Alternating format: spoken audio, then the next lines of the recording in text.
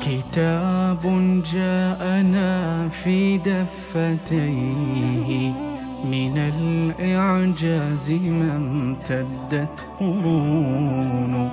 كتاب الله لا تحريف فيه فلا يطغى على العقل الجنون.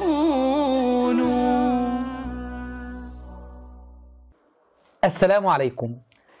عند جميع المسلمين بني الإسلام على 5: الشهادتين والصلاة والزكاة والحج والصوم.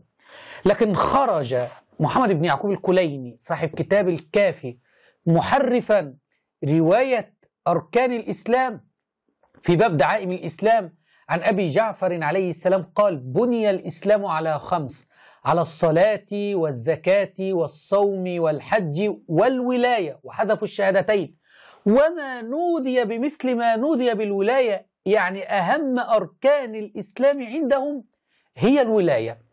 وحينما ننظر في كتاب الله تبارك وتعالى نجد أن أركان الإسلام التي عند المسلمين 5 موجودة في القرآن.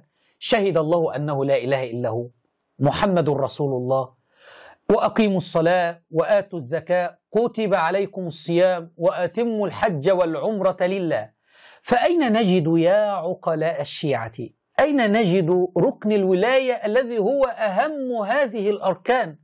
أين نجده في آية محكمة بينة تدعونا إلى الإيمان بولاية علي بن أبي طالب وولاية أبنائه من بعده في هذا الكتاب؟